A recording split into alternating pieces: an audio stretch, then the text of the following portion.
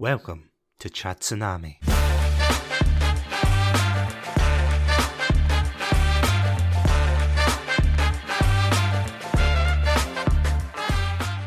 Hello everybody, and welcome to another episode of Satsunami. I'm Adam, and joining me is the icon, the great one, the champ himself, Satsunami. And I promise I'm not just saying that because he's letting me host this week's episode. Satsunami, welcome! Oh, you're too kind. Aren't I just? I didn't tell you to stop.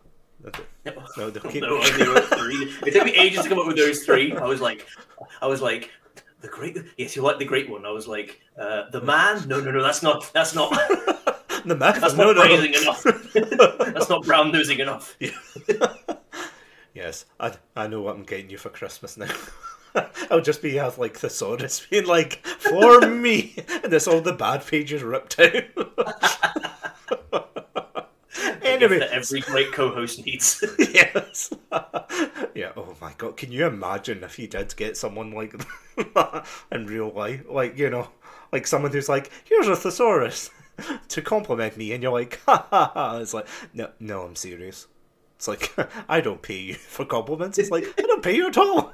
It's like the Jeff Bezos special gift. Straight to space. So, you might be wondering why I'm sitting in the driver's seat this week. Don't worry, I assure you this is purely a temporary event, and Satsunami's going to be back where he belongs next week. So basically, I was very keen to talk about today's topic, and so I thought it was only fair that I take the brunt of the work on this one. And so I just wanted to say, like, thank you, Satsu, so much for letting me take the reins. And I promise not to crash the car, and I won't leave a scratch on it. I might adjust the seat, though. Yeah, I was going to say, this. I'm really squished against the driver's seat here. I'm like, oh, what have you done? It's all right, we're nearly there. Are we there yet? Nah, I'm only kidding. In all seriousness, thank you for taking the lead on this one. Because, yeah, I know this is definitely a topic that you are passionate about. And, yeah, I just want to apologise again for being late on this one as well. So, apologies for that. You know, some things are worth waiting for. That's true. One of those things. That's true. Well, we're just building the hype, you know.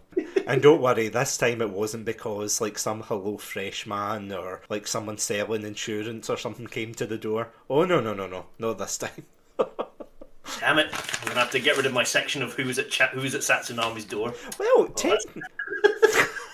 Well, technically, no one came to my door. Well, someone did technically, but I was actually at somebody else's door. Well, street technically. Yes, I was at a movie set. I took a wrong turn, so that's why I'm late. So I apologise.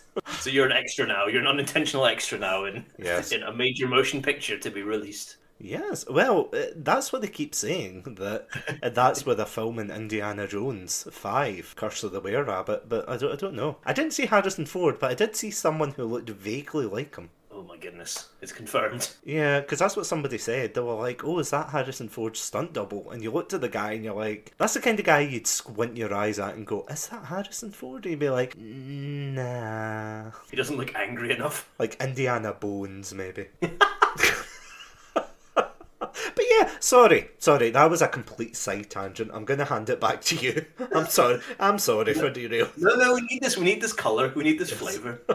So yeah. It brings the podcast to life. Yeah, so like, long story short, nobody came to my door this time. Instead, I took a wrong turn at Albuquerque and ended up in America, apparently. Man, you have such a fascinating life. I love to live vicariously through you. Each week I hear what you get up to. Yes. Yes, it is a bizarre time. Some better than others, let me tell you. Anyway, so today we're going to be looking back to the video games of 2007. So 2007 is often listed as one of the best years in video gaming history, and so we're going to put that to the test and examine some of the games that came out that year. So let us know your thoughts about 2007 in the comments. What were your gaming habits like then? Got any favourite games from that year? And do you think it's the best year in gaming history? Alright then, so before we begin, let's just briefly set the stage and just ease ourselves back through time. So first of all, if we go back 2007, both Satsunami and I, we were both gaming at the time. So what were your kind of gaming habits? like in 2007? What console were you on? What did you like playing? Well, if I remember correctly, I would have been about 15 years old in 2007, unless I've... For me. Yeah, okay, no, that's definitely the case. I wasn't very good at maths in school, so apologies. I just pluck an age out of anywhere. Yeah, in 2015, 15, see, that's what I'm saying. That's like numbers, what are they? In 2007, yeah, I was 15 years old, so before that time, there was like a period in time, and I think I brought this up in the podcast before, my parents were quite strict about what I could play. See, if I went over to a friend's and they had like GTA, that was a different story, because like, like where your parents can't see, where they can't see, they can't judge. But yeah, I wasn't allowed to play like, FPS games unless, they were like colourful, like Simpsons Hit and Run was was pretty much my GTA growing up. So yeah, so as soon as I got to 2007, something snapped within me because I saw all these FPS games like Call of Duty 3, Halo 3, a lot of threes. And I was like, I'm just gonna play them. It's like, the child like in a candy shop. It's just like, it gets the keys and it's like, I'm gonna beat them all. That's what I was like with FPS games. I was like, I'm gonna play them all. And yes, indeed I did. So I was very much at that stage into a lot more kind of FPS games, but I was also transitioning a little bit more into PC gaming. Like, not anything high tier. Like, I didn't have a gaming PC or anything because they are damn expensive. Even back then, they've not gotten any better. No. You would think by now they had, but no, absolutely not. But like things like Portal and that kind of thing, like a lot of Steam games, I suppose. Oh, nice. Like Orange Box and things like that. Except Half-Life 2, I still haven't played that, but I really need to. The big thing on the Orange Box. The big thing. It's like Gmod and Portal. Yeah, that's all that was on the Orange Box, wasn't it? So you ate the relish in the meal, but you didn't actually eat the steak. Look, no, I ate the chips, okay? You ate the parsley. And you drank the peppercorn sauce. There's nothing wrong with drinking the peppercorn sauce. It is a valid beverage in 7 countries, okay? I don't know which countries, but in 7 countries. It is acceptable, okay? 7 real countries. Yes, such as Satsunami Land, Satsuville, all the cool places. All the places you want to be, in fairness. No atoms allowed. No, there's been a travel ban. Every time. Yeah, so that was my kind of gaming habits. Clearly very plebeian compared to some others. But yeah, well, wait to hear mine. Oh no, that's definitely though. 2007 was when I started falling down the FPS rabbit hole, I would say. And yeah, sorry, flipping it back to you. What was your time like? Well, I was devoted to my 360 at this point. So I got my 360 about just over a year before, and yep, I was absolutely in love with it. And yeah, I was in a pure FPS craze as well. I was well into my Call of Duties, into a lot in my Medal of Honors, kind of other World War II games I could get. But yeah, I was my Halos as well. I was very into. I mean, I still am into FPS games, but that was probably like the start of the hype for me as well. Mm-hmm. Same as you. So it seems we were on quite similar trajectories. That's probably why we're doing a podcast together now. Absolutely, yeah. The stars have aligned indeed. I mean, that's why we've also played Halo and things like that together. Very true. Very true. Yeah. And Call of Duties as well. Still. Yeah. Keeping them strong. Oh god, Call of Duty. You can't live with them. So sorry, you were saying. No, so that's where we were then. That gives you a bit of flavour where we were in 2007. But let's have a look at well, we both live in Scotland, and we were living in Scotland in 2007. So let's have a quick look at what was going on in the UK in 2007. Okay. So this was the year that Gordon Brown became Prime Minister. UK. Sorry, but if anybody who's not in the UK, this is very UK centric. Sorry, but go with what you know. They say the number one film in the UK was Harry Potter and the Order of the Phoenix. Really? Did you see that one? Oh yeah. Fun fact, actually, I went to see that in the IMAX as well. Nice. So the IMAX is everywhere beyond the UK, isn't it? Hey, it's international. It's gone international now. See, that's what I thought. Yeah, I didn't want to be like, oh yeah, that kind of indie thing called the IMAX. That's what the I stands for. Yes, indie. Indie to the max. Yeah, I went to see it in, I think it was a science centre actually. So, Oh, yeah. yeah, so at the time I travelled through to the lovely city of Glasgow, of course, and I travelled through to the science centre where attached to it. I'm assuming it's still there. I don't think it moved yet. No, it's still there. It's still Yeah. there. What they used to do, I think, I could be wrong, this is a tangent, I apologise, Adam, but it's like they used to do 3D showings of Harry Potter, but they would only choose certain scenes to convert into 3D. Really? Yeah, like for some reason for the IMAX showings anyway. I don't know if I don't think it was the same for the usual cinemas, but it was definitely the case with that. So for the fifth film, they did the ending, the big ending fight. Spoilers. Between two titular main characters, of course, and they fought, and there was like all the 3D, and it was really cool. But it was just that scene. The rest of it was just like normal, boring 2D, and you're like, I mean, it's cool, I guess. And then they tried the same thing for the sixth film, and I think they just gave up after that. It was just like, yeah, this isn't the same. Because it was just like the people flying through London and things, and you're like, it's not as cool as having glass being thrown in your face. The real Glasgow experience. Then. Exactly. I don't want to say it, but thank you.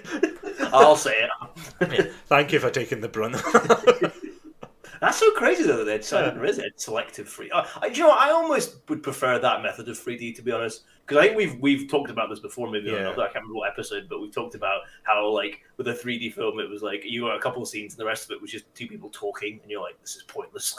Yeah. So actually, selective 3D sounds like actually quite an interesting idea. Because I made a joke about that. I was like, oh, is it going to be the scene where Harry Potter's like changing his bed sheets and they like throws it at the screen? It's like, whoa.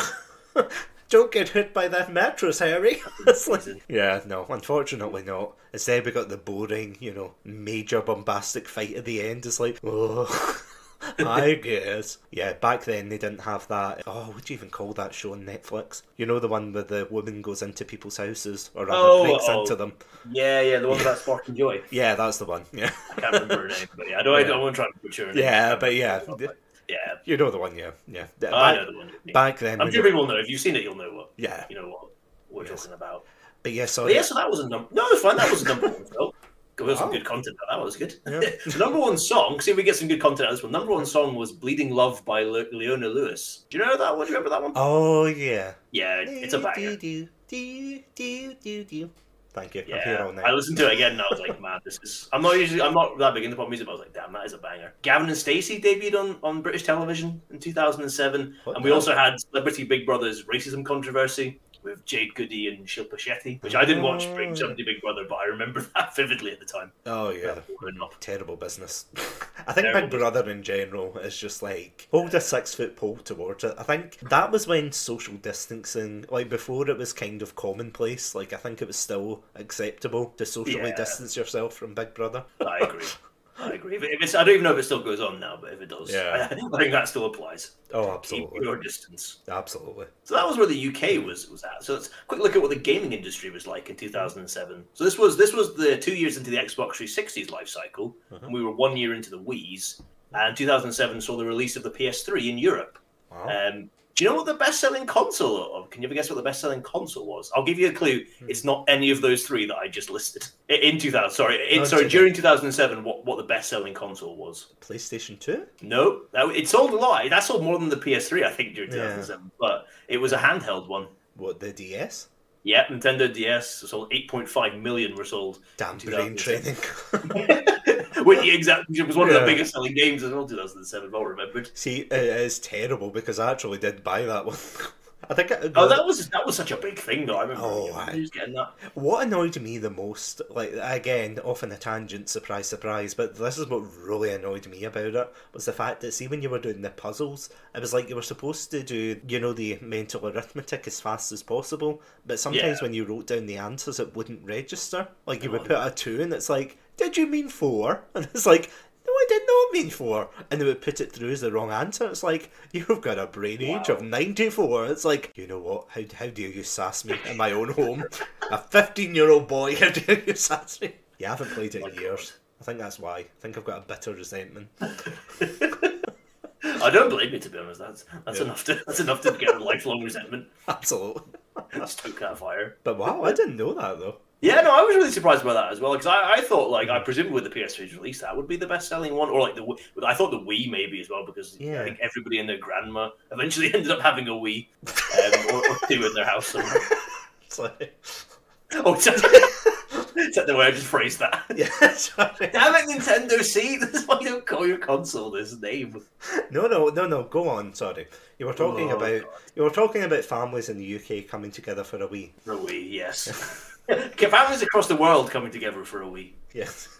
Especially Germany. Germany had all the Wiis. I remember you saying the big Germany conspiracy. I honestly kid you not. So the reason I say this, people might be wondering why the hell I'm talking about Germany and the Nintendo Wii in the same sentence. It was because I remember in 2006, I think, the year before. Well, yeah, technically on the kind of precipice of going into 2007, like a lot of families wanted to buy the Wii, but there was a shortage.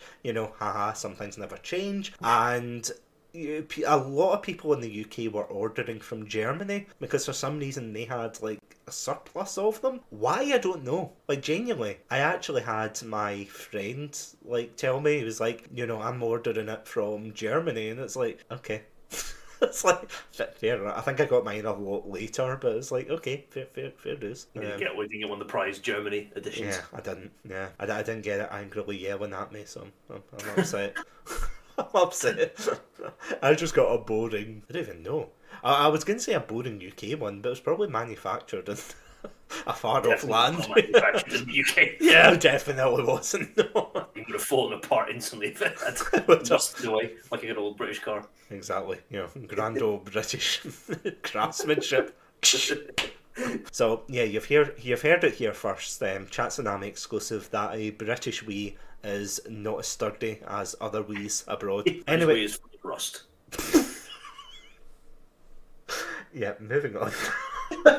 So that's the backdrop set. Yes.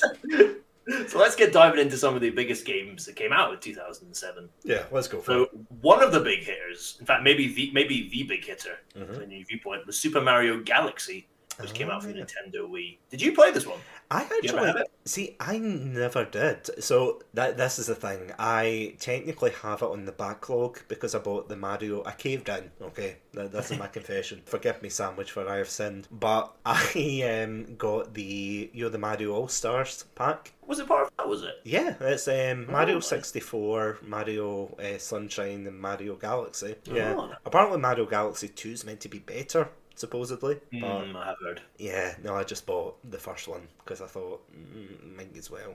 Well, no, I didn't say might as well, like it was part of the pack, so I had no choice. I guess I'll get it. I guess. But I still haven't played it yet. It's like, technically, I think the closest I've got to playing it is I took it out the packet and then I put it in another, like a sleeve. So it's there. Yeah, it's there waiting. It's kind of peeking up saying, "Can I play yet?" Just like, no, you sit on the backlog. Sit down. Get back in the case. Get back, I say. Fire Fiend. No, I haven't played it, but I have heard good things about it. In terms of Mario games, like, I'm not even just saying that as like, obviously Mario game, therefore it's good, but Mario Galaxy seemed to be really widely regarded, like, both when it came out and then after the fact. So, yeah. I mean, it has the highest Metacritic score of any game from 2007. It's got 97 out of 100. 97? Wow. Yeah, it was the first Nintendo title to win the BAFTA award for Best Game. As you said, it received basically universal critical acclaim. So did you say the first game that won a BAFTA? The first Nintendo title. Oh, first Nintendo. So, the first time a Nintendo game, first party Nintendo game had won that BAFTA for Best Game. I was just going to say, that must have boiled David Cage's piss. Like when he won the BAFTA for Heavy Rain. Did that win the BAFTA award for Best Game? I'm going to look that up, sorry, just as you continue, but I'm sure it won something. No, sorry. It won the award for most awkward prompt of all time. Oh my god, yeah. Yeah. As you can watch in our ongoing saga of Heavy Rain. Yes, go over to the YouTube channel, Satsunami42, where you can see us struggling through hell and back. It's funny, because I had a Wii as well, but it was one of these things I got and I don't think I ever ventured past, like, Wii Sports and of that kind of game. So I never played Galaxy. It looks. I watched some video footage of it, like in the run up for this episode, and it looked wild. Like it looks so different. Like, I mean, obviously, it's still like basically the plot is Mario explores these different galaxies to rescue Peach and save the universe from Bowser. So it's a pretty standard story, but like the way it seems to work is like Mario can land on these different like planets, and he can like run around them. So it's almost like rather than operating on a kind of like flat plane that most Mario games happen, it's on this kind of sphere. And so you can like run up, you can run into a Goomba and then like run around the planet and get behind him to like jump on his head and stuff. And I think like now some of the criticism is kind of aimed at like it's quite awkward mechanics and the way it plays, because it's quite different from like the other kind of Mario games we're used to, and that a lot of people say it's really difficult to actually like see where you're going to land when you jump because of the way like the camera works and because of the fact that it's a spherical thing. It also seems like the last time that Nintendo tried something quite different with a major Mario game. Like, I know they've had different mechanics in other ones, but this seemed like quite a radical departure and like a lot of kind of creativity they had on display. Not all of it apparently working, but still like admirable in that respect. Still very highly regarded. Do you know, funny you should mention that about it being like, it's like a spherical landscape, with Mario Galaxy, because Sonic Adventure 2, and this is me bringing it back to the Sonic, I'm sorry. It's like, I had to, I'm sorry. We knew it was going to happen. It had to be done. By the way, sorry, just quickly off topic, Heavy Rain did win 3 out of the, how many BAFTAs? 3 of the 7 awards available. Wow. Yep. What year did it come out? I think it was 2010, but it was 2011 they won the BAFTA. Oh, yeah, fair enough. So, yeah. So wild. Sorry, I just had to say that. But, sorry, going back to what you were saying, in Sonic Adventure 2, I think you've seen me play this. There's like a level where you have to go into space, and there's like a brief moment where you've got a very similar thing going on. Oh, and of course. It's quite weird because that bit was poorly done. It was not good. It's like you're trying to get off and you can't. And I think Mario definitely did it better, but they practically said, we're going to take that bit and we're going to do it better and make a full game around. And somehow they succeeded. So you know what? Props to them for that. Props to them. Props to them indeed. I think with Galaxy 2, I think they slightly reworked it. Yeah, I understand that. Like there was the same still, like you could like explore the planets and stuff, but I think when they wanted you to do platforming, more kind of specific platforming levels, they like locked you into like an environment where it became that kind of classic like flat. Obviously with like different bits of terrain and levels, but like a flat environment with like the kind of standard camera to make it like that more easy. But like at the same time, as you say, like they tried something different, and that's admirable at least. And I said like with a 97 out of 100, clearly a lot of people really like it. I mean, it's no Paddington 2, but What is, though, in fairness? That is true. That film's a masterpiece. And I just want to go in a side note to say screw the person who actually did give it a negative review to bring down the score. That is all. That is all. You know who you are. Yes. We're coming for you. It's like, I'm joking for legal reasons. But anyway, sorry. Back to you. Well, so from exploring the skies to the grim realities of modern warfare, Call of Duty 4 was also another big game that came out in 2007 for 360, PS3, and Windows. I mean, we talked about this game recently, so we don't need to. If you can go listen to our episode on the Modern Warfare series from a couple of weeks. Was that about a month ago now? Is it? Must have been now. Yeah. Like that, yeah. But anyway, go listen to that one for our full thoughts on that one. But just to say, like, this won numerous Game of the Year awards. One of the best-selling games of 2007. I think it was like 7 million copies sold by January 2008. You know, these Call of Duty games tend to come out at the end of the year. As I said, like, I'll just briefly say again, like, I think this is a groundbreaking title. And it changed the FPS landscape for better and for worse. I mean, I remember at the time, this was one of the games that I was really excited about to get in 2007 because I was really into Call of Duty. I was also a bit like, I've probably mentioned this before, but I was a little bit like concerned in that I really enjoyed the World War II setting, and I was a little bit like disappointed they were going into a modern setting, but you know, I was still really excited for it. And then I played it, and I was like, "This is the greatest." You know, I still think it's the best in the series, and it's something that all subsequent COD games have tried to emulate its impact. Do you have anything you want to say about it? Funny enough, I actually didn't get into, or rather, I didn't play COD 4 when it came out. The reason I don't even know why. I think, as I said before, because I was 15 years old, this was the time where I was like, I'm going to play all the games. So I was playing all the FPSs under the sun. And one of the games I got at the time, because I don't know if I had an Xbox at the time, like the time that I started getting into Call of Duty, but I ended up playing, I think, COD 3 first, and that was on the PlayStation 2, and I remember absolutely loving it at the time. And then I heard that they were moving, like yourself, that they were moving into the, you know, the Modern Warfare setting, and I was like, but I just got here. It's like, that's so unfair. I just started getting into World War II shooters, and now they're bringing it to the modern age. I'm like, oh no. So it took me a while, and I didn't actually get into the Modern Warfare series until Modern Warfare 2. But honestly, like, going back to it later, I can see how it would have been a groundbreaking title. Because even going back and playing it, it honestly is just such an impressive game, both. Yeah. And again, as you said, we've done like a full retrospective on the series, but it is just such an impressive game, from its storyline to its gameplay to, you know, everything at the time. Except Mile High Club. That level can burn in a dirty, dirty ditch. Yeah, especially in veteran mode, it is a horrible level. Other than that, yeah, great game. 10 out of 10. 10 out of 10. It's no Paddington 2. Paddington 2 never had a Mile High Club. Marmalade. No, Paddington, please. Marmalade High Club. There we go.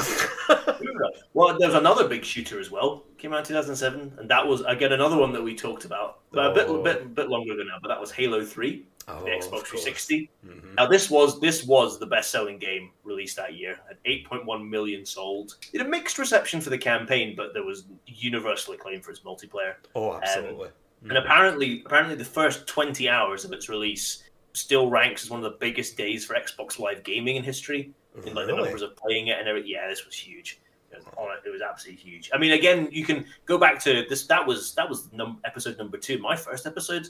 In fact, we talked about Halo all the way back in the day. When I was just but a young co-host. Now look at me. Well, I made it, Ma. Back when the dough was still being needed. Well, I think I said at the time that this is probably in fact, it is my least favorite of the original trilogy. I didn't play much of the multiplayer, I have to admit, at the time. I wasn't really into kind of online gaming, and it was the campaign I played, and I think it's quite a weak campaign, honestly. But I can see, like, if you played the multiplayer at the time, this probably really, like, would have brought the game up in estimation. Yeah. I think you like it. I think you probably are more favourable towards it than me. So I don't know if you want to say about it. Yeah, the only reason for that is because this was my first, like, entry into Halo. Like, Halo is, of course, one of those series that you hear about non-stop. Maybe not as much nowadays, but like back in the day, obviously everybody knows what Halo is, but nowadays it's kind of like, oh, it's a guy from Fortnite kind of joke, where it's like, oh, Master Chief's and, you know, this and that. And I mean, Halo Infinite's still not come out after, I mean, when did Halo 5 come out? Amount of time. Exactly. 2015 was Halo 5. Jesus, really? That long ago? Oh, 6 years and still no new game. But anyway, sorry, I'm getting off on the run.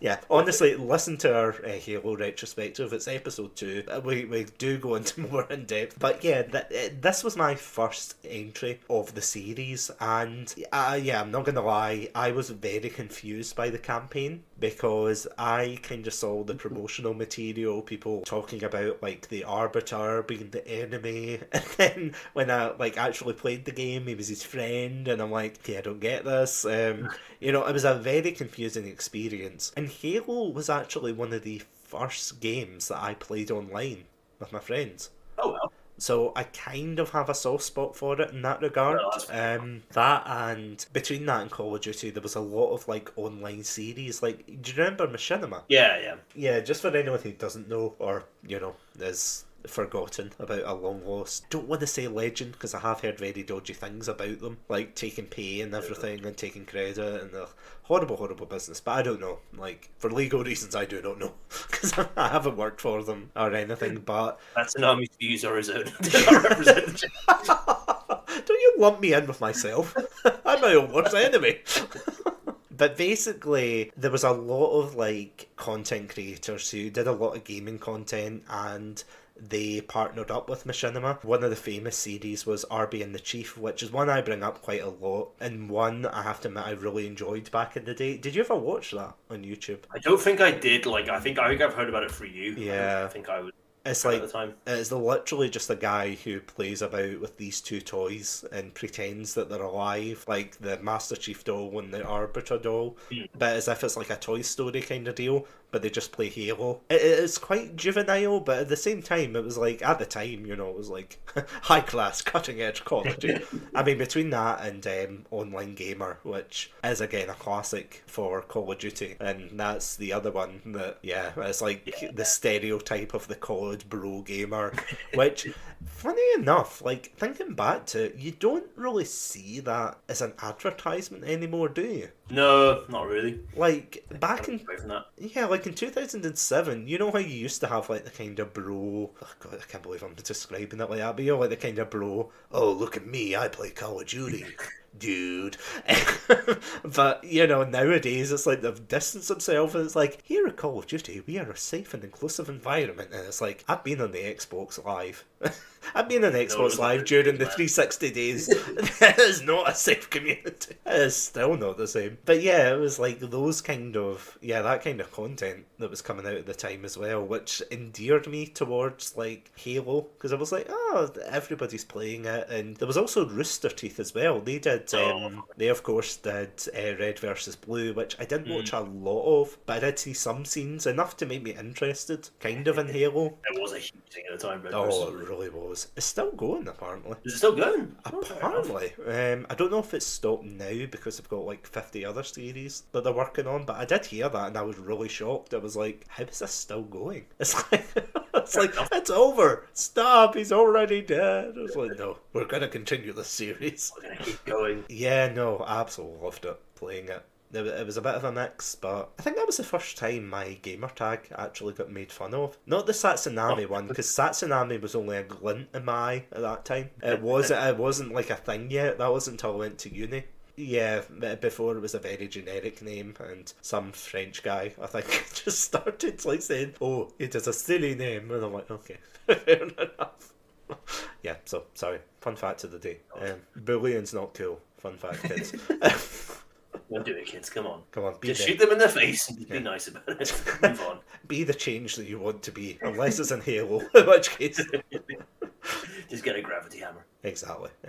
But you're totally right. Like, I think we do forget how big, like, what a phenomenon it was at the time. I mean, for the Halo 3 launch was huge. I was looking at some of the stuff about it. It was enormous. Bill Gates sold the first copy of Halo 3, like in the where was it? Was it was it in Times Square or something? There was a store. Oh, was it? Something. But he was there and he sold the first copy of wow. it. Like it was giant. It was huge. I think I still can remember the advertising for it and everything when it came out. And that was another one that I was eagerly anticipated that year because I was still really into Halo. And this was the one that kind of where I started to lose my interest. I have to admit, as I got kind of more into like Call of Duty and games like that, but I was still really, really excited for it. And do you know what? Like, I had a lot of fun when me, you, and S Banks played through with it. That was a lot of fun to do it. So yeah, do you know what? It is still a good game. As much as I don't think I think it's the weakest of the original three of the original trilogy. Still a fun game to play. So there's no taking that away from it. Kind of just like very briefly, like a side tangent, but do you feel as if gaming hype and like culture has changed since 2007? Like in the sense that, you know how you were saying there that they made such a big deal about it, that Bill Gates was, like selling the first copy and everything. Yeah. Could you imagine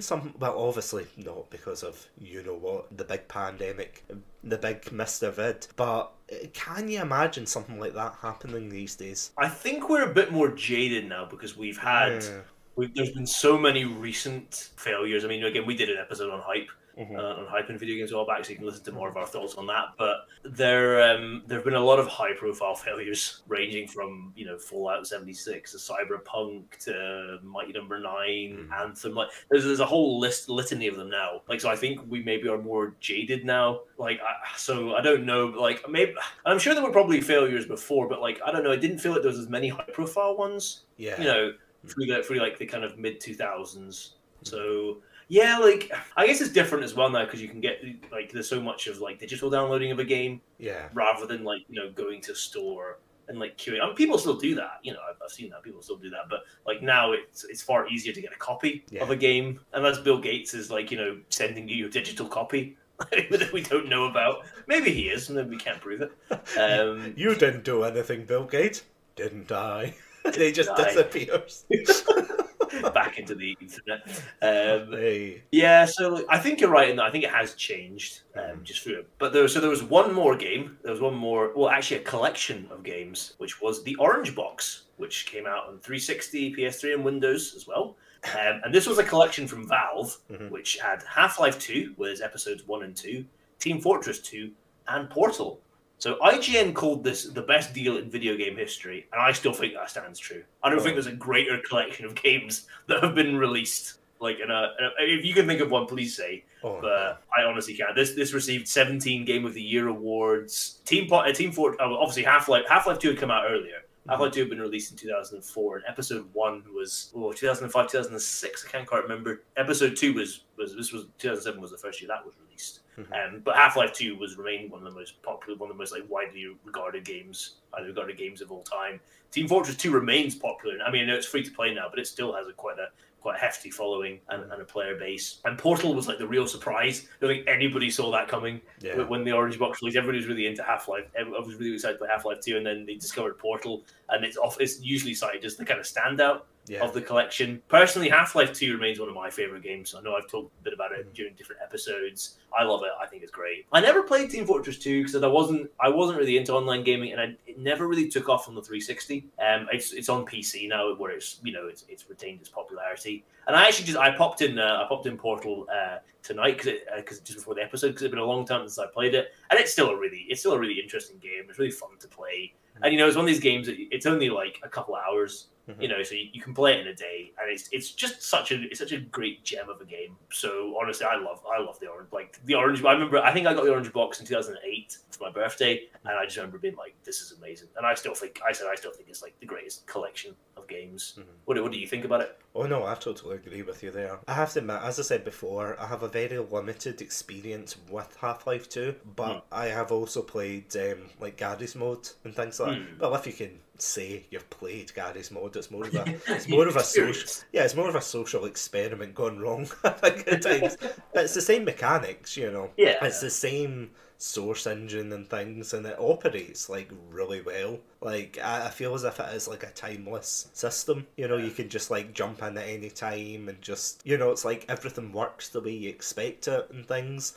With the limited experience I had with Half-Life, I did enjoy it. Portal, absolutely love it. Portal is just, as you said, a fantastic gem. It is surprisingly really well done, with great humour and just all around just fantastic gameplay and great problem solving as well, which is starting to sound more like a CV at this point, but trust me, it is really interesting. It was a really interesting game to kind of get into, because I think that was one of the ones they were really pushing to say, oh, look at our physics, look at what we can do with these games. And I mean, it is amazing, even today. Like, see, this is the thing that I think stands out in a lot of these games, like, not even just the Orange Box, but a lot of these games in 2007, that most of them still hold up today, And I'm not going to be like one of those people like, they don't make them like they used to, but, like, some of these games were really built to last. So it's amazing how you can go back and play them again, even when, there's like a sale on, like the Steam sale, the infamous Steam sale, and yet people still go back to play them because they're just that good. So it's crazy that such a it's crazy that such a big studio as Valve made and promoted something like Portal. Like I'm trying to think of another like something that's just like a relatively small experience but built around such like a unique, interesting like mechanic. And with like this kind of really like wicked sense of humor and everything. Could you imagine like somebody like Ubisoft? And maybe Ubisoft have made it, but I can't think of anything like Ubisoft making anything like this. Like it's just such a fascinating thing. It's one of these things. I think it's also bittersweet because you look at like what Valve made, and you're like, God, like I know Half-Life Alyx came out last year, and people really really enjoy that. But like before that, Portal 2 was their last game for like 2011. Yeah. You know, then it was all like Steam and hats for Team Fortress 2. So it's just like, you're just like, oh, just like what they were able to do with like some of these games is just, I think it was just remarkable. And it's just a real shame that they decided to move away from that. Yeah. But, you know, hey, I suppose go where the money is. And we still have the Orange Box, you know, along with Valve's other kind of library. I mean, I know it's a cliche at this point, but it's like that, you know, the famous quote that you live, you either die a hero or you live long enough to see yourself become the villain. And it does feel as if Valve have kind of, and not obviously, there's obviously worse companies out there, but you know, it's like, they could have done more, but why would they, I suppose, if, you know, it's a fair point. They're sitting on a mountain of gold already with with all their sales and things, and it is amazing that they still kind of ride that train, you know? Oh, yeah. They could totally just walk into a bar and be like, oh yeah, we created that. The game, not the crowbar way. But, you know, like, it is just amazing that it still stands up. All right, you've given me, if I ever start a bar, I'm calling it the Crowbar. That's amazing. That's a great name. Yeah, get that patented now. Crowbar. Well, if this falls through, I've got my second line of business. Yeah, that's true. Yeah. Life themed, or sorry, a Valve themed pub. Ah, yes. You'll be shut down, and I'll be sued to high heaven. Well, don't come crawling back here if you do. You made your bed, no lie in it. But those were some of like those were the real big kind of hitters that came out in 2007. But it's interesting because it's a year that's also really noteworthy for the release of a lot of first entries in several like highly popular video game franchises. Now these include BioShock, Uncharted, Assassin's Creed, Mass Effect, Crackdown, Rock Band, and The Witcher. So an impressive, like, when you hear some of those names and you consider like the legacy of those franchises, you know, there's some pretty big hitters there. Did you play any of these until any of these first games, or did you play any of their sequels? Get into the series later. What, like Mass Effect? Did you say? Yeah, or Mass Effect, like any of the Mass Effect, Uncharted, Assassin's Creed.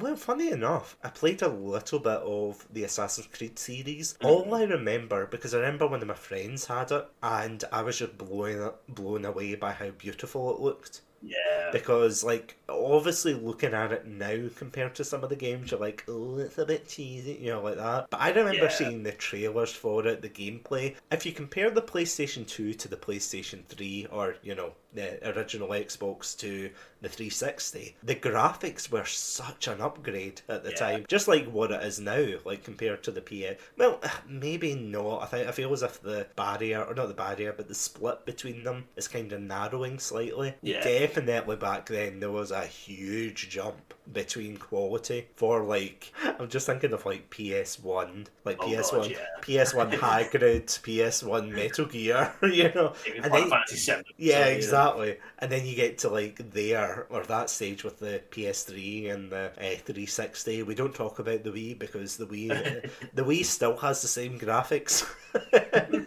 as it did in the... Okay, no, that's a lie.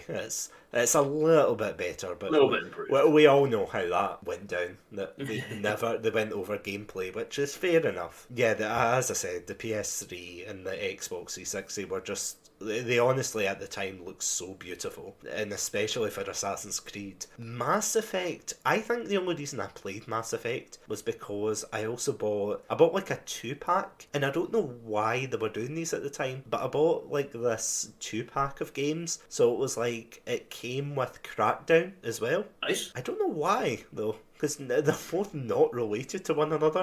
They were both Xbox 360 exclusives. Yeah. So maybe that was a reason. That's the only link I can think. That probably was. Together. You know what? You're probably right. Yeah, I played a little bit of it. I didn't get into it really, I have to say. Sorry, Mass Effect fans. Like, I did go through it and complete it, but I was like, it's alright, but I feel as if I should have, like, you know, put more time into it, you know? Because it is yeah, I think I just went from point A to B and finished the game. And you didn't play 2 or 3 or anything? Or... No, never. I don't know if I got it on Steam, like in the Humble Bundle or something. Probably in the backlog or something, but no. I never went back to it. I really should, because it seems as if it's got such like a huge fan base. Like a very caring fan base. You know, like not one that says we're a caring fan base, but it's like it's written on a napkin underneath like a cardboard box, being propped up with a stick. And then as soon as you go under, it's like, we got him, fool. Got you. Yeah, no, nothing like that. What about yourself, though? Did you play much of those games? Well, it's funny talking about Assassin's Creed. This was another game that year that I was so excited for because like it was a history game, and I was like, it looked so the free running looked awesome, and as you say, like the graphics were beautiful. Mm-hmm. This was really like when I think HD gaming was like this really showed what it could accomplish, graphically, and I loved it at the time. I think now, if you look back at the first Assassin's Creed, it's an objectively bad game. The free running's cool and it looks nice, but the missions are all like the same. It's like tail somebody, beat somebody up, eavesdrop. Like it's really not much variety. It's like, oh, collect 100 flags. The story has always been nonsensical of Assassin's Creed, and like I think now like there's clearly better ones in the franchise. Like I was into the Assassin's Creed franchise for the first 3 games, then I fell away, and I then came back and played Black Flag #4 later on, which I think is amazing. They're probably the best, like I would say, in the series. And I've kind of fallen away from it again because I don't like the direction it's gone. With like kind of like faux Witcher games that they have now. But like at the time, I was so excited. Mass Effect, I didn't. I remember hearing people like raving about it at the time. It was a couple of years later I picked it up. I had a sort of similar experience to you in that I tried to play it at first, and I just was like, I'm not into this, and I put it down. But I came back to it, completed it, and I fell in love, and then like went on to 2 and went on to 3, and I really do adore. I really want to go back and play those 3 games now. So I really do love Mass Effect. BioShock for me is maybe the standout because again I didn't play it in 2007, but I remember hearing everybody going crazy over it. Oh yeah. So I think I got it like the next year for my birthday, since I was at the orange box. That was a great birthday, by the way, to get BioShock in the orange box. On my birthday, I was like, my god. Yeah. I'm the luckiest kid ever. But yeah, like, and I still, I mean, I hopefully, like, if I ever can convince you to play the original BioShock, hopefully we can maybe do an episode on it. So I won't go too in depth. But I genuinely remember when I first played it being like, I've never played anything like this, and it was one of my favorite games for a long time. I don't think everything it does works, and I think the second half of the game kind of lets the whole experience down. But the first half of the game is so amazing. I love Rapture, and I love like the characters in it. I think it was a real step forward for gaming, and just something like so unique. Well, obviously it was building on stuff like System Shock. The System Shock games had done, but I'd never played those. So this was my kind of first experience, and I absolutely loved it. I've played like with the Uncharted ones. Obviously, Uncharted is a huge franchise. I mean, I don't know if it's still going. I think it is still going now. I know they finished the kind of Nathan Drake side of it. But like, obviously, a huge one. I mean, I've played the first 3, and they're fine games. They're not really my kind of thing. Like they're kind of fun to play, but not something that I'd probably rate that highly. And I think again, like the first Uncharted game is quite rough. It's a bit like the Assassin's Creed. I don't think it's like as unplayable as the first Assassin's Creed, but I think it's that rough around the edges way that like you're probably better playing the later ones for that. Like, I mean, I remember I never played Rock Band, but I remember Rock Band being another one that people just got absolutely crazy for. Oh, I had that. At the time, did you have Rock Band? Did you? Oh, it was very fun. I think it was because Guitar Hero was kind of sweeping like everyone off their feet, but it was because it only had the guitar. Obviously, Guitar Hero, you need a guitar. But with the Rock Band, you had like the drums, which I actually did have. You had the mic as well, and you also got a free USB adapter as well. So it's like yes. So yeah, it was a good one. It was definitely worth it. I say, and that changed that genre as well. Oh, like that. I don't think they ever went back to just having single guitar. I think maybe when they tried to reboot Guitar Hero a couple of years back, they tried to go back to just having the guitars. Like before that, like that Rock Band came out, that changed everything. You just couldn't have guitars anymore. You had to have them. You had to have the mic, and you had to have the drum set as well. So it was revolutionary in that sense. Out of curiosity, although it's 2 years later. I just looked it up there. Do you remember DJ Hero? Do you know what I found recently? I actually found I still have my DJ Hero set. Oh, did you actually have it? I had it, yeah. I got really into these rhythm games. I still have it, so yeah. It is a lot of fun. I never played it, I have to say. Oh, if you ever get over to my place, and we'll crack out the turntable. Absolutely. It'll be a night to remember. The police were called shortly after. Fun times. It's just amazing that like so many of these games, the franchises that basically came to dominate the gaming landscape in the years to come, were all happened to be released in 2007. Yeah, and ones that, as we say, like even stuff like The Witcher, that it took a while. It took basically until like Witcher 3 for it, I think, to be really held up with like in high regard. But the fact that it like started off, in 2007, I just think it's amazing that they got this group of them all come together. But even if, as we say, they perhaps don't, maybe they don't stack up as well now, those original ones, like just maybe their legacy is quite incredible. It definitely set the foundation, though, didn't it? Oh yeah, no doubt. So do you want anything else you want to say about those games, or? Oh no, Blake, I feel as if the sales have said more than That's true. they've said more than I ever could. Like, I could sit here and rant saying, "Oh, they were the worst things ever," but honestly, like, considering how much of a fan base they've got and how like Mass Effect is getting re-released like this year, or rather, it has been with the like Ultimate Edition. Even when the PlayStation 4 came out, Uncharted, which is another game in my backlog because I bought it, it's like the trilogy, they brought that out, it says a lot. Like even Halo, the Master Chief Collection, like it's a lot of games that kind of hit their stride in 2007. Oh, God, yeah. And now they're being re-released for future generations, better and polished and everything. Yuck.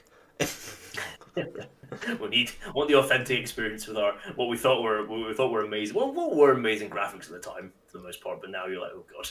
Oh, absolutely. It's weird looking back on it though, isn't it? Yeah, it's quite strange, isn't it? Yeah, like before you would think, as you said, like looking back, I think the worst one for me is probably Assassin's Creed, the first one, because you think, oh, this is such, a amazing game, and it looks.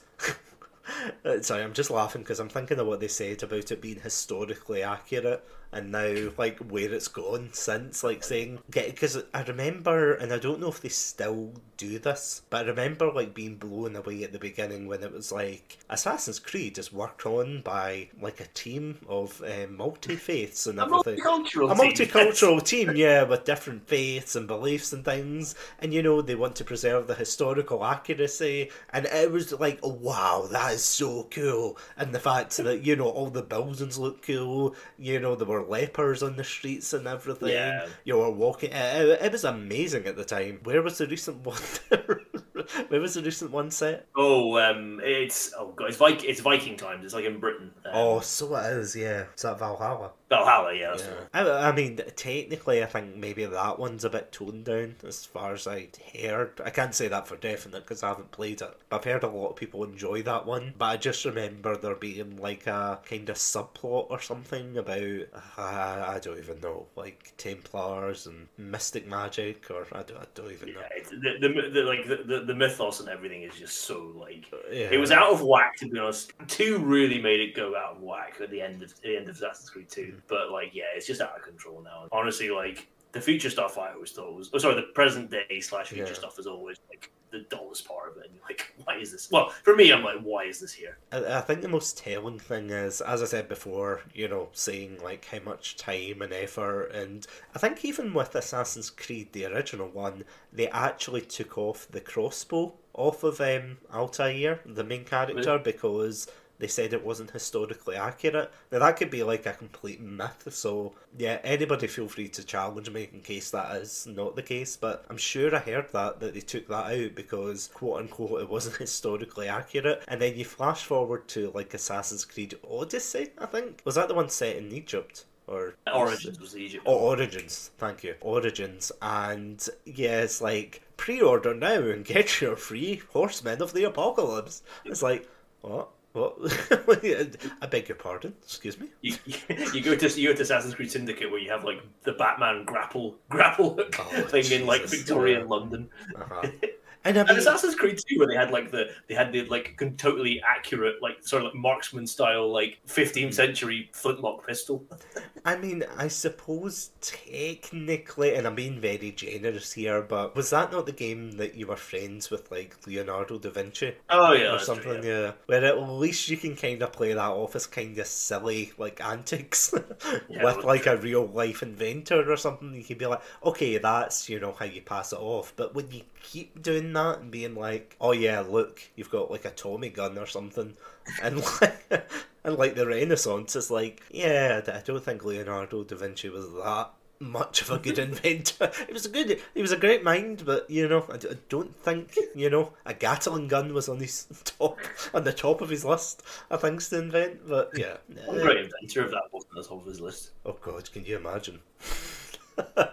Introducing It Ain't Me by Leonardo da Vinci.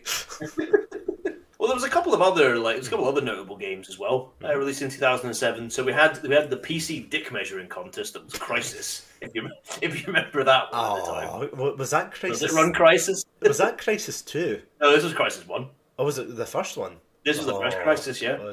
I just remember Crisis. Was it the sequel that everybody jumped on, though? You're absolutely right, though, when people were like, oh, can your PC run Crisis? And it's like, clearly it can. And I feel kind of worried, because I know technically my PC probably could run it, but I feel as if they're like dicks in the sense that they'll put a patch in, meaning that I can't run it. And they'll just be like, oh, your PC can't run Crisis. And it's like, I just want to play Crisis. I don't even know what Crisis is.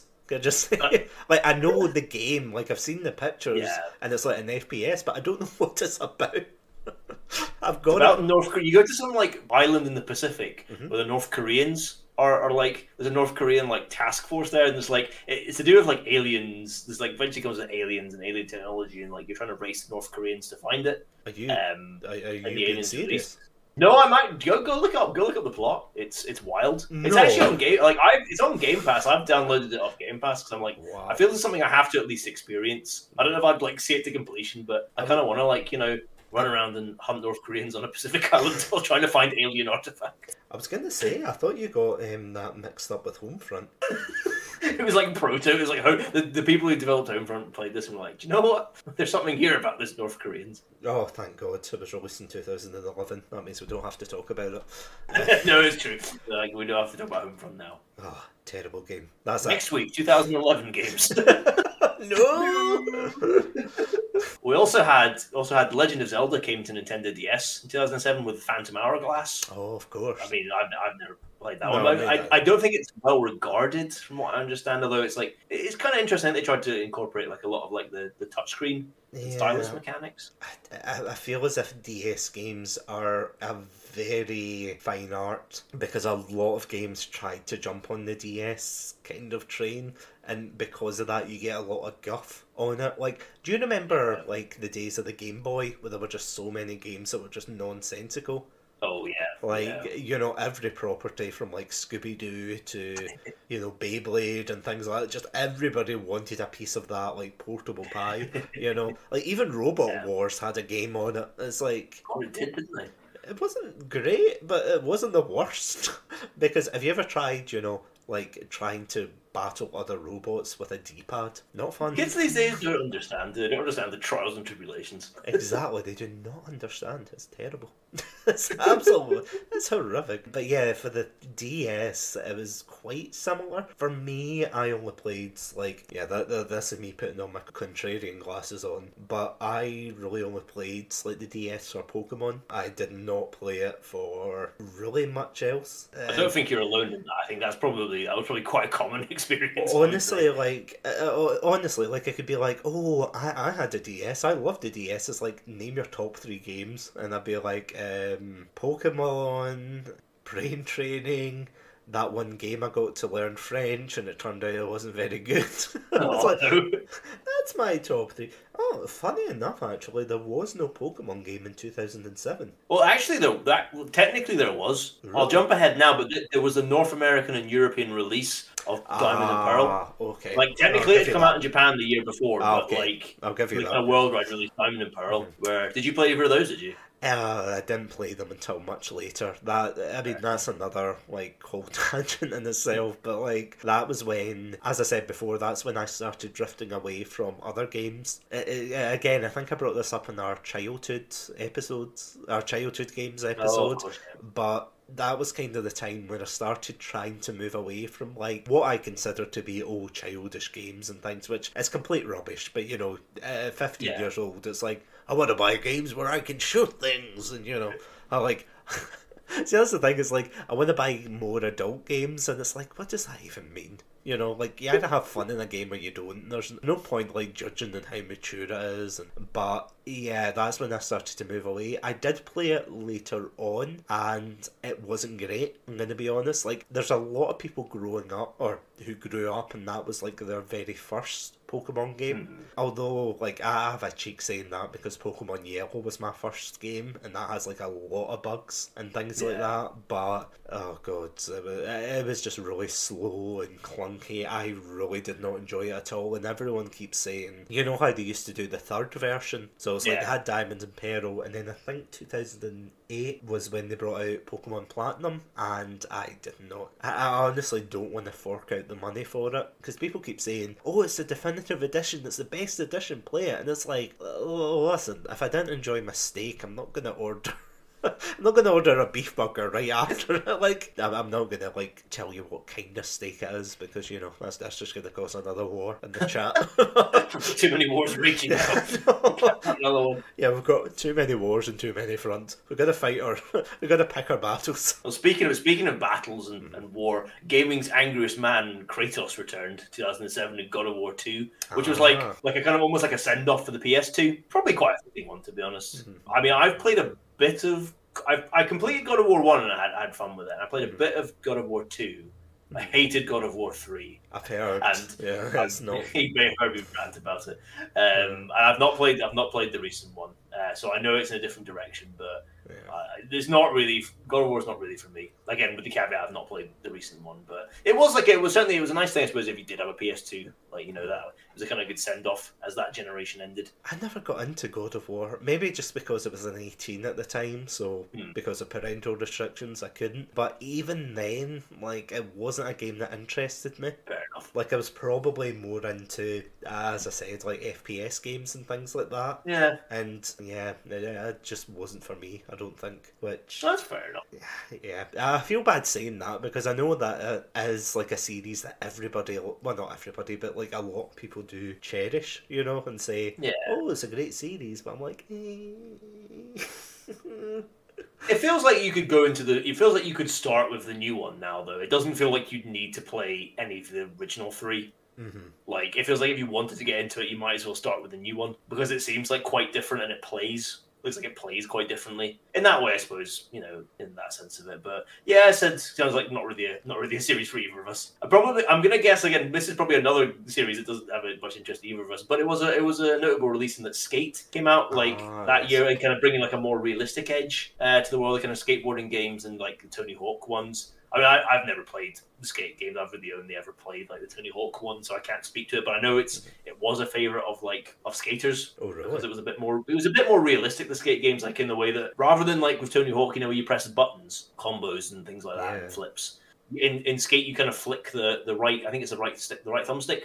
Or on like an Xbox 360 controller. I presume it's probably the same on a PS3. That kind of did it, and it felt a bit more intuitive. If that makes sense, a bit more like if you're actually doing the tricks. But again, I said I've no experience because I never played it. No, I'm the complete same there. It doesn't seem like something I would be into either. Sorry to our skateboard, you know, our skateboard enthusiasts. Our skater fan base. Yeah, apologies. I'll be putting a formal apology out on the YouTube channel. So yeah, feel free to look out for that. Now, one game that I really did like, also another game I was excited for and I really enjoyed, Guitar Hero 3, was the last of the Guitar Heroes, just to focus on the kind of guitar playing. But yeah, like that was the first Guitar Hero game I got, and I really enjoyed it.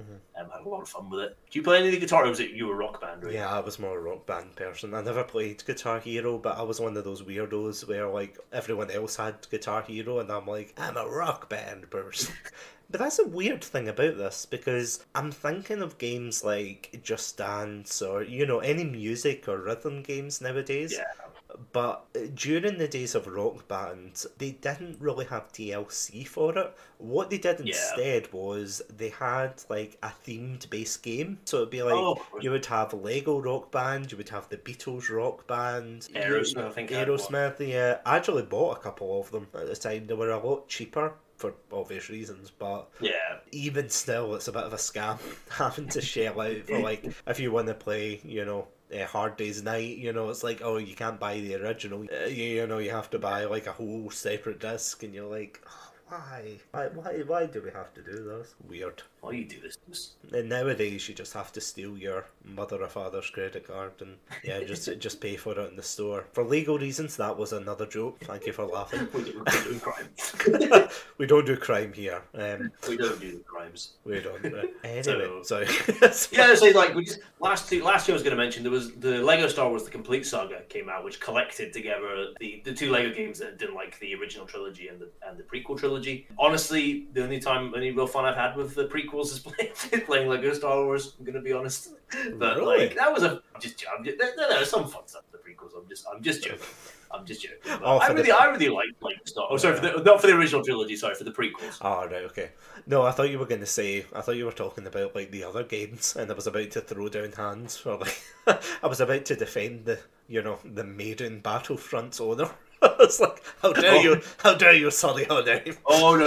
Like, there are better Star Wars games out there. Yeah. But like they were a lot of fun. Like I think there's better Lego games as well. But like they were like some of the first ones. I think they might have been the first ones actually. And they were a lot of fun. They were a lot of fun. Probably still are a lot of fun to play. Oh no, it's definitely a fun game. And actually, funny enough, and I don't know if you were the same, but I remember playing the Lego game before I actually saw Revenge of the Sith. Oh, nice, really? So technically, I got spoilers for the. That's amazing. Yeah, because that's the thing. It's like obviously they have to know what happens in the film, so like you go through story missions of the films. I remember going into it thinking, "There's no way they'll give There's no way they'll give you the plot points or anything," but they did. They gave you the full film, well, an abridged Lego version, obviously, but. Yeah, that was interesting. Amazing. Yeah, it was definitely interesting. And then I was watching the film and thinking about the Lego version the entire time, saying, this isn't how it played out in the Lego version. It's like, this isn't how it played out at all. Yeah. Too much dialogue, not enough. Yeah, exactly. Oh, yeah, that was before they started doing dialogue. Yeah. Oh, I remember that. Before the dialogue, it was always, yeah, oh, oh. Oh yeah, the Yoda scream was incredible. I'm not going to try to replicate it because you can't replicate perfection, but yeah, I remember well. And one last game that's like, I'm going to say is near and dear to our heart, maybe not, but 2007 also, I don't know if you played it in 2007, but also we got the birth of Blimbro the Bard because Lord of the Rings Online came out in 2007. Oh, which if I'm right in saying is where that started. Now, I didn't play it in 2007, but just to give you a bit of a backstory for all those people wondering who Blimbro the rugged man of a bard is. Well, rugged no, but like, I'm not biased. Basically, yeah, when I started D&D with yourself, of course, and a couple other friends, basically we're trying to, come up with a characters, and I came up with a character called Blimbro the Bard. And the reason for that was because I forgot halflings were a thing. So I forgot like hobbits, halflings, whatever you want to call them, were a thing. But the reason I created that character was because it was in university that one of my friends was really into Lord of the Rings, and he kept saying like, oh, do you want to play it? And I was like, yeah, I guess. So I used like a name randomizer, and ended up getting Blimbro. I was like, okay, I'll do it. So I played a minstrel hobbit called Blimbro, and ever since then I've used that name for like any fantasy games. It's like, yep, Blimbro lives on from that like one throwaway character. And I tried getting the account back, and I'm sorry to tell you this live. He's gone. He's in that big farm in the sky. I'm sorry. Man, what a sad end. Yes. Just remember the good times. In the arms of the angel. Actually, can I mention an honourable mention of a game? No, go for it. So, did you ever play the Simpsons game? That's a funny. I did notice that came out in 2007. Yeah, because I just noticed that I was just like looking up like any other games, and that I honestly really enjoyed that. I think I bought that for the PlayStation 3, and I remember having a blast with it. There were some levels where it was like, oh, this isn't fun. But yeah, did you play it? Yeah, do you know what? I think it's, if you look at it like mechanically, I think it's like you'd say it's probably like a pretty mediocre game. Yeah. It's not much, but it was the writing and the fact how it parodied different games and kind of the gaming industry itself, like really elevated it. And it was a lot of fun for that aspect. So yeah, like a really good shout. A really good shout. Fucking another honorable mention. I'll give a quick shout out to a game called The Darkness. Came out in 2007, which is like, it's a first person shooter. It's based off a comic book, and it's about this mafia enforcer who's targeted for assassination, who discovers that he has demon powers, kind of uses them to enact his revenge. I really, really liked it. Like, it's been a long time since I played it, and I really actually want to go back and play it, thinking about it again. But yeah, I really enjoyed that one. So I'd give an honourable mention to that one. Oh, and Medal of Honor Airborne. That was a fun Medal of Honor game. See, we knew it was going to look back to Medal of Honor. You got to say Sonic. I'm going to mention Medal of Honor. We Plus, knew. there's Nazis in Airborne. There's Nazis who wear gas masks and wield heavy machine guns. It's amazing. Really? Yeah. Tell me more after this episode. So I tell you what, let's get into. So we've looked at the games now, so let's get into our kind of final part here, and talk about is this really like the best year in gaming history? So I'll give you my opinion quickly here, okay. and then you can tell me what you think. Tell me if you agree, disagree. I disagree. So I think. Well, thank you for listening. See you next week. No, I'm kidding. No. I think if you look at it, I think there's other years in gaming history that are probably more historically important. Mm-hmm. Something like probably 1985. Oh, yeah. You know, which is the one that brought the gaming industry back from its massive crash a couple of years before. Thanks, Atari. You know, and you had the first Super Mario Bros. There it is. The Atari bashing. We're getting all of the cliches out. Yeah. That was Super Mario Bros. Started in 1985. 1998. Another one, you know, like where kind of games began to compete as a serious form of entertainment. So, you know, you had like Half-Life, Ocarina of Time, Metal Gear Solid. And you can argue as well there's like some years that have had a better lineup of games. Like go look at 2004. 2004's lineup of games is insane. Like I'll list a couple here. Halo 2, Half-Life 2, GTA San Andreas, World of Warcraft, Star Wars Knights of the Old Republic. It's an insane year. Yeah. Like just in terms of its game list. But I think 2007 kind of marries both these concepts together, because not only did you have this great catalog of games released, but I think it really defined the landscape of the modern gaming industry. So, you know, developers were really getting to grips with the console hardware of the 7th generation, and they were releasing games that were visually, mechanically, and kind of narratively pretty stunning for the time. You know, and if you look at the franchises, we talked about this, that were released in 2007, they became mainstays of the gaming in years to come, and some like Assassin's Creed remain in that position. You know, you had great games on every system, basically, and a lot of games kind of set the template for their respective genres. You know, so like COD 4 did that for FPS games, Uncharted for action-adventure, as we said, Rock Band for rhythm games. You know, the popularity of online multiplayer increased rapidly in 2007 with Halo 3, Team Fortress 2. And I think, like, crucially, I mentioned this before, I would say as a final point, like, I think 2007 really kind of delivered on the promise of the HD era of gaming. Yeah. And just set the stage for what's going ahead. So that's what I think about it. Like, do you agree, disagree? What do you think? I disagree just because I'm petty. That's a fair reason to disagree. Thank you for joining it. No, I'm joking.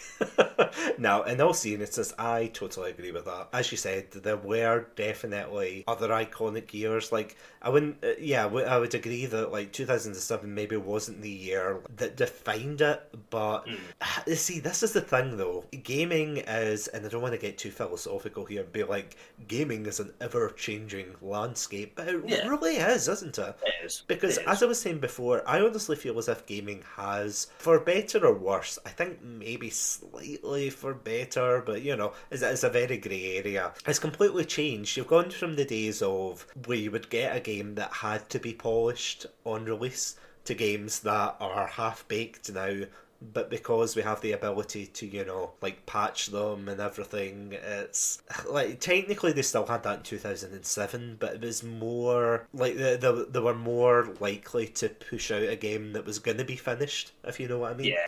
Like they weren't just going to push out a game and be like, yeah, this is you know, like it's half baked. We're just going to throw it out unless, you know, coerced.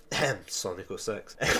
I feel as if it's definitely a year that is like a bright spot in gaming history, because I'm going to be honest, and I don't know how you feel about this, but I recently, or not recently, but over the years, I have been getting a lot of like gaming apathy.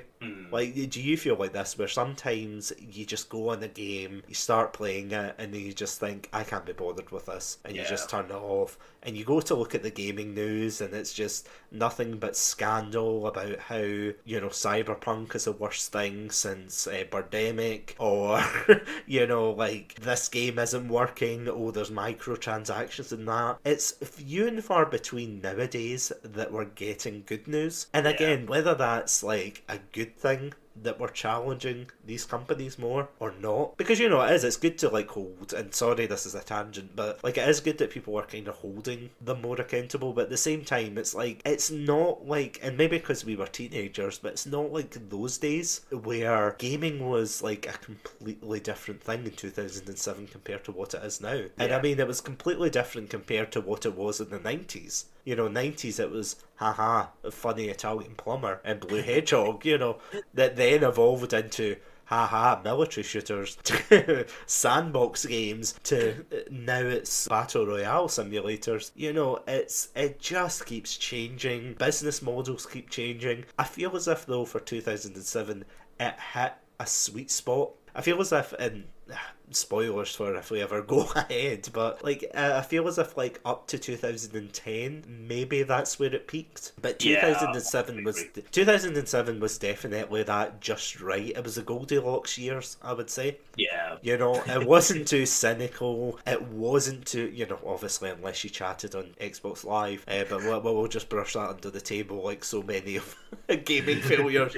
But you know, it's like it wasn't the worst, it wasn't, I wouldn't say it was like hugely the best, but at the same time it's one of the most nostalgic eras of gaming. And I would agree. I feel as if we don't get many of those years. Like I don't feel as if, especially us, because I know we talk about like a lot of games where, because it's funny because I'm thinking back to when we were talking about like Halo and Black Ops especially for Call of Duty 1, and it seems as if the theme was we begin really strong saying this game was great, the next game was also great, the next game was okay, and then it just kind of goes in a downward spiral of it's getting worse and worse, and maybe that's because we're getting older, maybe it's because, you know, there'll be a whole host of reasons, but it's the fact that 2007 is just, it's like its own capsule, if you know what I mean, just to kind of fondly look back on to say, oh, this is when the Orange Box came out, this is when, you know, Halo 3 came out, Modern Warfare, Pokemon. It's a nice era to look back on, and yeah, we don't get enough good news nowadays. to put it this way. What one? Sorry. I was just saying it's true. It's why we got to put on our rose tinted glasses and just like look back. The good old days when instead of actual money you had to pay through Microsoft points. No. This is when we had money as well. This was before the 2008 recession as well. So oh Jesus, yeah. Probably still in gold. Yeah, probably a good time. Probably a good time to invest in gaming. Yeah, it's true. Yeah. Oh god, if you knew where it was going as well, like bye. Oh, absolutely. And I mean, don't get me wrong, they're still cheap on Steam, but yeah, just type into Google. Like, that would be my final closing statement. Go into Google, type in, like, 2007 games, and if you can get them cheap, yeah, just pick them up, get a couple of snacks, set aside some time, and yeah, just enjoy yourself. It's an awesome year for video games, and I do completely agree with you. Oh, look at that! What a nice way to close with with congeniality and, you know, shared opinions all round. I still disagree with you though. I still fundamentally disagree. But... Yeah. For petty and or legal reasons, I still disagree. But 2007 sucks. 0 out of 10. 0 out of 10. Yeah, I'm the one that's bringing down the Metacritic score for these games, and I'd do it again if I could. You monster. Do you have any final thoughts on what we've discussed? I would just say go check them out. Like, if you haven't already, because I honestly feel as if a lot of people are in that mindset of, because I honestly get really excited when people haven't played a game that like I've played and I've really enjoyed it, and I've been like, oh, you haven't played this game, like Castle Crashers for example with you.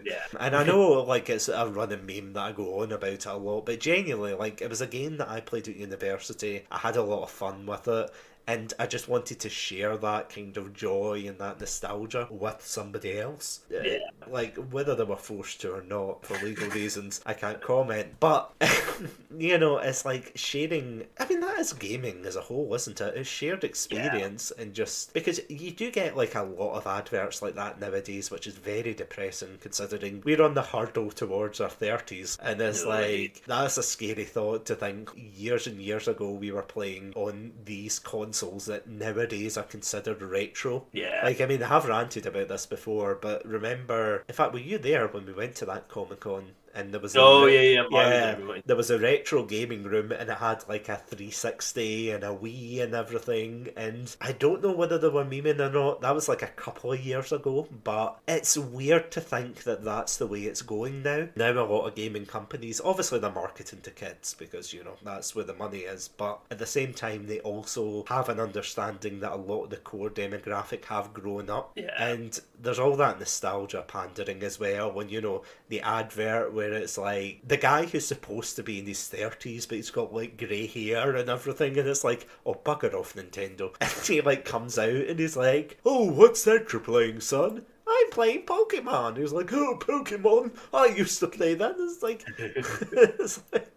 It's like, I know, this isn't your grandpa's Pokemon. Like the whole back and forth. It's like, wow, great job, marketing team. I will never buy a Nintendo product. Insert 2 days later when I buy another Nintendo product. Take my money. But you know what I mean? It's like, yeah, like, fondly looking back and wanting to pass on that experience to future generations. Because when we were younger, you know how you get those YouTube comments where it's like, kids these days were born in the wrong generation, or kids these days have never played, XYZ. And like people say, oh, Fortnite sucks, kids haven't played, that. And in a kind of cynical way, I suppose that's them wanting to share, their like experiences with other people, like whether it's, like mean-spirited or not. But that was a long way just to say that, but it's good points though. Yeah, it's trying to, I suppose, pass the torch on. And yeah, I would say that as well. Go play these games. That's what it is. Yeah. Go play. Go check out and just remember like what it is. So here's one. Just as we wrap up, here's one last question for you. Is there one game that stands out to you from 2007? Honestly, probably Halo. It sounds like a really weird thing to say, or not weird, but maybe generic, because you're like, there's so many good games. There was Portal, there was Modern Warfare, Bioshock, all of these games. But for me personally, gaming has usually been quite a solitary experience, with the exception of if it's a very popular game like Pokemon, for example. This is the real-time section of Satsunami, so brace yourselves. But like, when I was younger, like, I was a very shy kid. Still am. Not a kid, just shy. It's like, I wish. But I was really shy, so it was really hard for me to open up to people unless, we had a shared interest, like gaming or something like that. Nowadays it's a bit better, because obviously you can just talk about anything, and if you don't like the person, you can block them. Anyway, but with gaming, Halo was kind of the first game that at least it exposed me both to like, the FPS genre as a whole, but it also exposed me to that kind of wider world of gaming. That you could just switch on your PC, play with someone halfway across the world, whether they, yelled slurs or not, that's a whole different issue. Yeah, it just is weird that the world suddenly became that much smaller. And I think it was that moment that kind of dawned on me that, oh my god, is this how gaming's going to go? And nowadays it's like, see, this is the weird thing, it's commonplace nowadays, isn't it? Yeah. Like, I feel as if in 2000 and... I mean, you did have online play, but I feel as if the late 2000s was when it started to really pick up steam. Yeah. No pun intended. But, like, it was really the time that people started to say, oh, online play is both profitable and it's, it's a great way to connect with your friends without, having to invite them over. Not that I'm saying I didn't like my friends at the time, but, it's like maybe... Yeah, it's like maybe they couldn't come over, so they just played, online at night. It's that kind of thing. Wider community thing. You're totally right. And that was, as you say, that was just something that it was getting huge in 2007. And as you say, just exploded. Can I just share like one quick funny memory from back then? I always remember, I think it was around the time that I first met you and we were starting to become friends. Like it was the initial stages, and I remember we were playing like, I think Halo or Call of Duty. It might have actually been GTA, and it was still when I was living with my parents at the time. I think my brother as well had come over to stay, and I think because you and I were having such a good time and I kept laughing, I was trying not to laugh so hard because this was like in the middle of the night, so everyone was sleeping. But it got to the stage that I was laughing so much that my brother actually came through, and he was like, "We are trying to sleep." And I was just like, "Yeah, I'll keep it down. I'm sorry." But it's those kind of memories that you make, though. I remember that. It's just funny. I was laughing because I remembered that as well. I remember Yeah. you being like, "Oh, we're gonna have to keep it down now." Yeah. Like, oh god, like proper, like we were, like 12, like Yeah. 12, like a sleepover type thing. Oh, But yeah, that's exactly. the great thing about it. That's the great thing about it. Moving to that online, for as much as like there are negative aspects to it, like Oh, yeah. they're so positive because you can just forge these memories, and it's so much easier to just connect Absolutely. in that way. So no, I totally agree. It's a good choice, Halo 3, just in that regard. Yeah. I think if I had to pick one, I'll slightly cheat and say the orange box, just because I think it's incredible that like a developer / publisher made something like the orange box. Oh, yeah. And it should be held up and like this is what you should aspire to make. Yeah. You should get this collection of just flawless, well, not quite flawless, but very close to flawless games. Yeah. Is the Agreed. one I would pick. Agreed. Thank you so much, Satsy, for giving me the chance to kind of prattle on about this topic. No problem at all. Hopefully you and everyone listening enjoyed it. And as I said at the beginning, rest assured, normal programming will be resumed next week, and I'll be safely back in the back seat.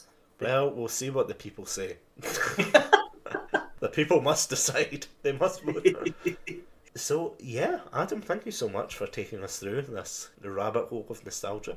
Oh, it was my pleasure. Again, thank you so much again for enabling me. I'm sure everybody will look forward to when it's back to the way it should be. Oh, no. The people have spoken. They want more of the sandwich. Be careful what you wish for.